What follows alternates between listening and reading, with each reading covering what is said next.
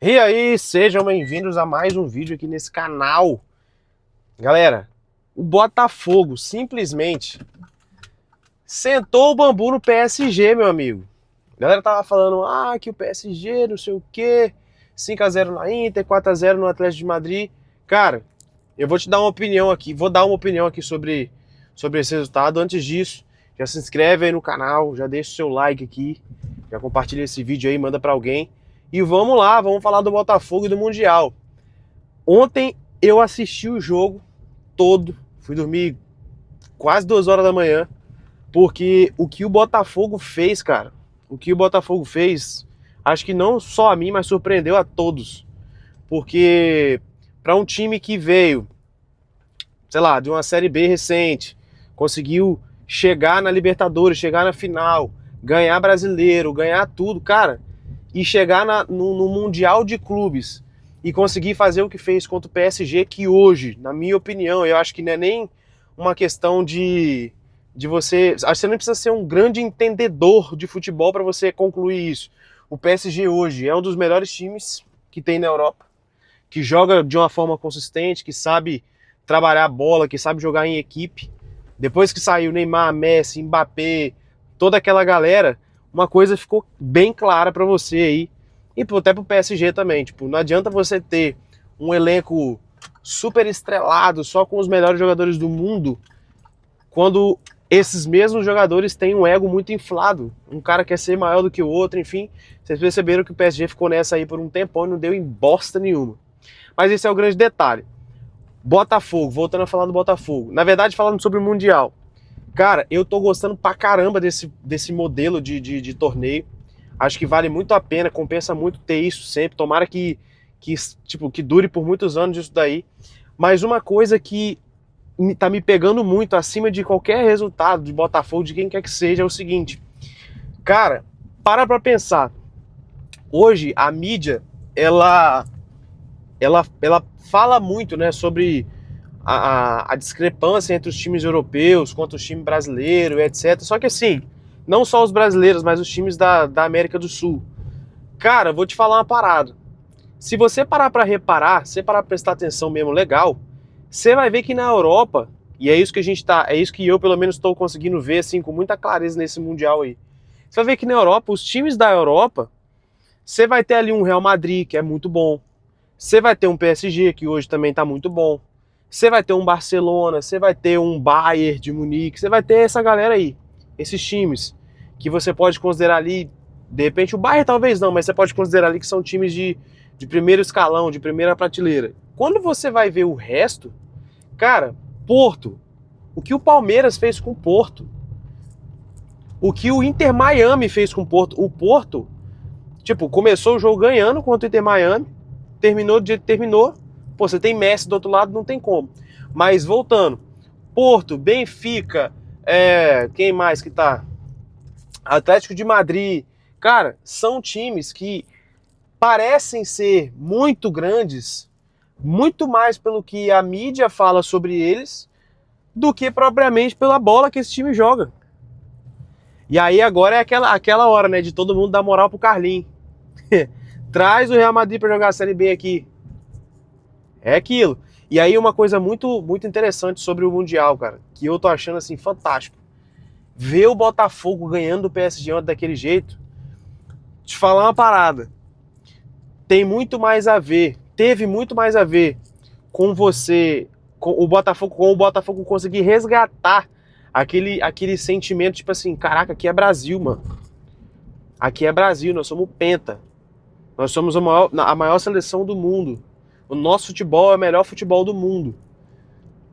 Porque você pega um time que está sendo considerado o time a ser batido, que é o PSG, e você faz o que você fez ali, o Botafogo, se você assistiu o jogo, o Botafogo, ele não jogou recuado, o Botafogo não jogou acuado não, cara, o Botafogo foi para cima, soube aproveitar os espaços e fez o que tinha que fazer. E aí que entra, quando a mídia tira esse brilho do futebol brasileiro, tira essa possibilidade de o futebol brasileiro ser evidenciado como ele realmente deve ser, como ele realmente merece ser, aí fica meio chato. Mas quando você tem um torneio como esse, e aí o futebol brasileiro comprova que tem muita bola para jogar e que consegue desbancar grandes times da Europa, seja time grande da Europa ou seja time menor, não interessa, é time da Europa, cara, você consegue perceber que, tipo assim, nós temos um caminho bom aí. Nós temos possibilidade aí. Isso é um fato. Não é invenção, não é história, não é nada. Isso é um fato. E uma coisa que acaba influenciando nisso tudo também é o seguinte, cara. Quando você pega um torneio como esse e você inclui times brasileiros e outros times, cara, o que está sendo nivelado no futebol não é brincadeira. Tipo, você literalmente pegar um time como o Botafogo, um time como o Flamengo, o Fluminense, cara, o Fluminense contra o Borussia. Eu achei que aquele jogo o Fluminense ia perder. Eu pensei que ia perder, porque o Borussia, pô, finalista de Champions, jogando grandes jogos, o Fluminense, eu não acompanho tanto o Fluminense, mas assim, não é desmerecendo, mas eu achei que perderia e, cara, o Fluminense jogou muito mais bola do que o Borussia.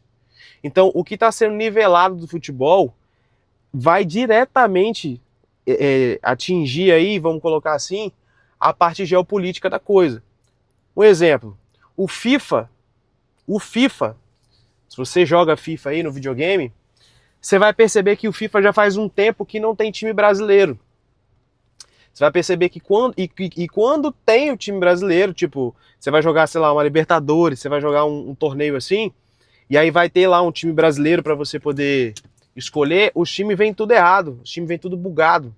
Mas por que isso? Por que o time não tá certo? Por que tá tudo bagunçado? É muito simples.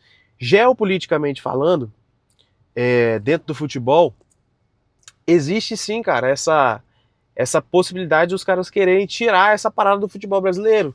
Quando a gente era mais novo, eu tenho 29 anos, quando a gente era mais novo, na época de Play 1, Play 2, todos os futebol que vinha, seja FIFA, seja PES, seja qual for, todos os futebol que vinha com o time brasileiro, às vezes na capa do jogo. Acho que a última vez que isso aconteceu foi em 2013, naquela época que foi Neymar e Cristiano Ronaldo lá, a capa do jogo.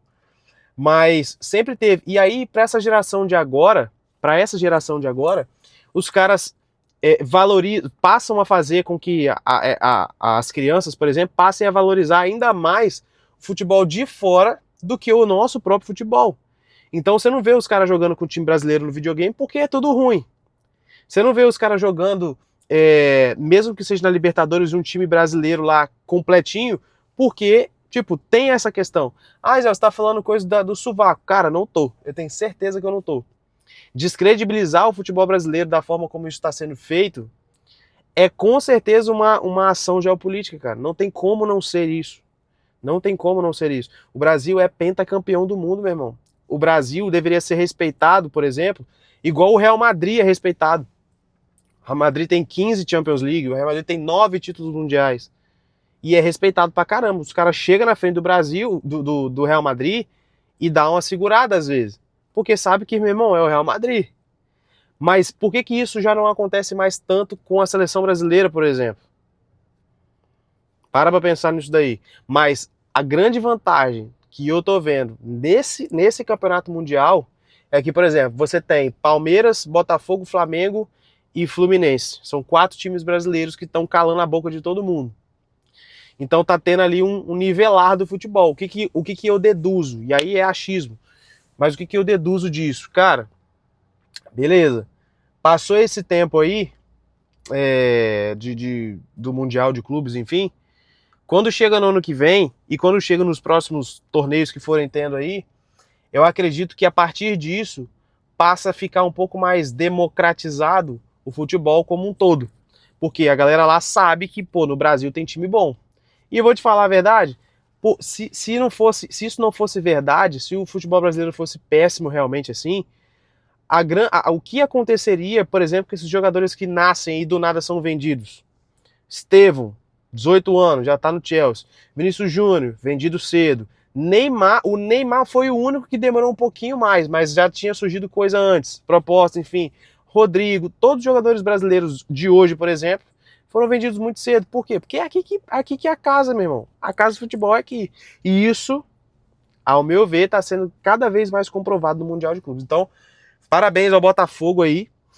Não sou botafoguense, nem flamenguista, eu sou vascaíno, pra você ter ideia. Eu torço pro Vasco, torço pra nenhum desses times. Mas, pô, eu vou torcer pros times brasileiros, obviamente. Então, cara, o Botafogo surpreendeu todo mundo ontem. Fiquei muito feliz, torci muito o Botafogo ganhar. E tá aí. Vamos ver quais serão as cenas dos próximos capítulos. Beleza? Tamo junto. Se inscreve aí no canal, deixa esse like aí e até o próximo vídeo.